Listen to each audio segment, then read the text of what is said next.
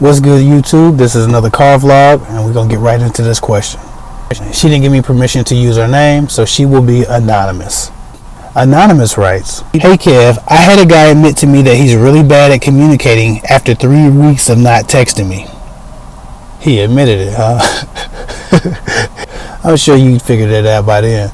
Anyway, she said, he had a really bad childhood. Is he being honest or just not that into me? His mom died when he was 13 and his dad walked out on him. Should I keep trying?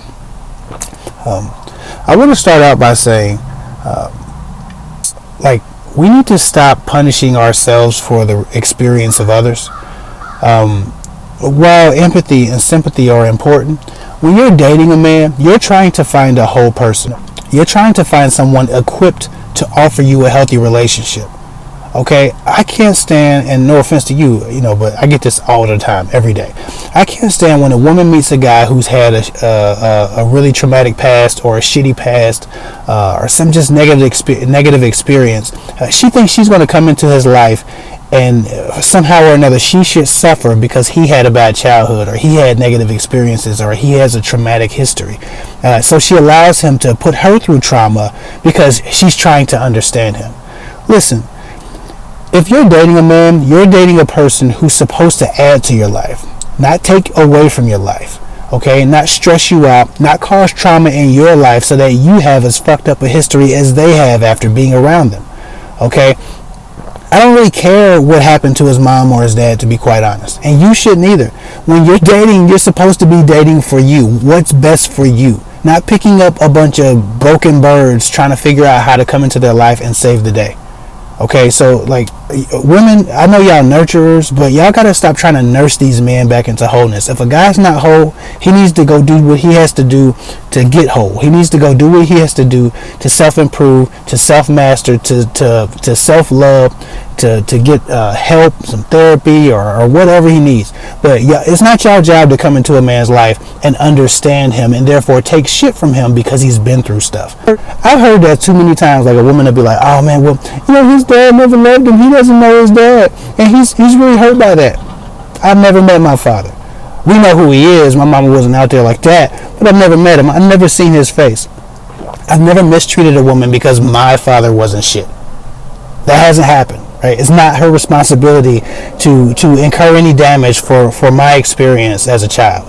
So I feel like sometimes we're so focused on another person and how we could be of help to them and how could we be of service, because we do intend to love, and love is an action. We intend to service them with our love, but we forget they're also supposed to be serving us. They're supposed to be loving us as well. So you said after 3 weeks he admitted that he was not the best communicator, right? And then you attribute that to his mom either dying and then his dad walking out. Listen, that's traumatic. And yes, he was old enough to be very deeply affected by his mom dying when he was 13. But we all experience death at some time. We all experience abandonment at some time. As an adult man, he needs to figure out how to live and move on with his life. And if he's not functioning because of those things, then he needs some counseling. But I don't think that's it. I think he's a shitty communicator because he lacks interest and he's used to women trying to do it for him. He's used to women trying to understand him and figure out how to connect with him despite his troubles and his history. That's not it. Listen, I don't know where y'all from, but everybody I know got a sad song. Everybody I know has been through shit. And I'm from my city's kind of rough, so I know a lot of people. I know more people who've been through as bad than I know people who haven't. Right, so for me, I don't really care what he's been through. The point of the thing that you should be concerned about is that he's a terrible communicator, and whether or not he admits it and is honest is inconsequential. I don't care if he keeps it real about being a bad communicator. Stop focusing so much about his honesty or his disclosure. Women get so caught up in whether or not a man disclosed a shitty thing about them. They're so impressed by if he discloses that he's bad at this or bad at that, or that he's done this horrible thing. I don't give a damn about his disclosure. The act is still what the problem is. He's a bad communicator. And I'm not sure if he's a bad communicator or he just doesn't like you. But he's feeding you a bunch of shit to make you feel a little bit bad about it. so that you don't challenge him, or you don't correct him, or you don't require more. He's trying to feed you crumbs so you get used to those crumbs and you keep your standards low for him. He's grooming you to accept less in the relationship if it becomes one. You had a guy admit that he's really bad at communicating. Well, if he admitted he's really bad at communicating, then he just admitted he doesn't have what it takes. Because he knows what he's doing, he's fully aware, he's not ignorant to it, and he's still doing it. At that point, he's choosing to be really bad. He's not valuing or prioritizing being any better. And it's not because he's a bad communicator, it's because he really doesn't care enough. He's used to women caring more and trying to bridge the gap. He's used to women trying to figure out how to get close to him anyway, and generally it's probably with sex. Women always try to bridge the gap with sex. Or he doesn't like you at all, and you're just trying to figure out how to connect to a guy who doesn't have any feelings for you. To be quite honest, no, you shouldn't keep trying. You should move on. For what? He's not trying. Why should you be doing all the work? Again, I believe in a fair exchange of energy. Okay? If there's no fair exchange of energy, if it's you waiting around for him to finally call you back, finally text you back, finally return a text message or a call, it's really kind of one-sided. To be quite honest, he just doesn't seem interested. I think that men say that because they're conflict avoidant, and what they really want to say is, or what they should be saying is, hey, I'm not interested enough in you. But what they do is they feed you all these excuses about being busy, being bad communicators, having bad backgrounds or negative histories, but it really comes down to I don't really feel like being my best for you. And if this is what he offers in the beginning, this is the type of relationship you'll have. It doesn't get much better than the beginning. It just doesn't.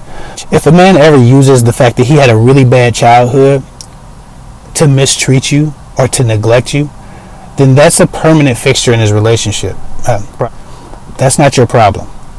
If I'm hiring a person to work for my business and they had a really bad childhood, therefore they're not going to come to work 3 of the 5 days a week they're scheduled, is that my problem? Do I still need to run my business? Do I still need to make a profit? Yeah.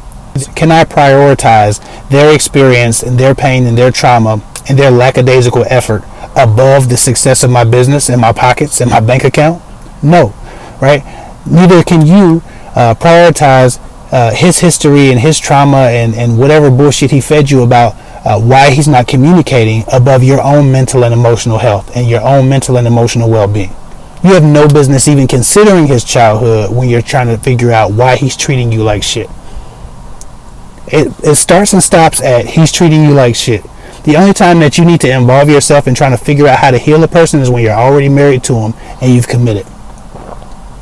But you don't commit knowing full well that a person is flawed in this way.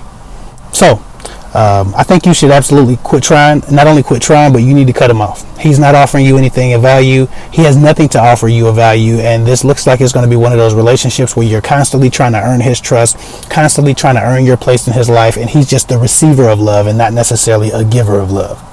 What he needs is help, not a woman trying to figure out how to take shit from him. He needs help. He needs to go to a psychiatrist or a therapist or some kind of doctor, some kind of medical professional. He needs to get rehabilitation if it's causing him to function poorly in his new relationships as an adult. But quite honestly, I don't think that's what it is. It works on a lot of women. Strategic neglect. Anyway, I hope this helps. I hope it doesn't sound like I'm yelling or I'm ranting. I'm just really passionate about people not getting treated like shit. So follow me at KFIC24 on Instagram. I'll get with y'all later.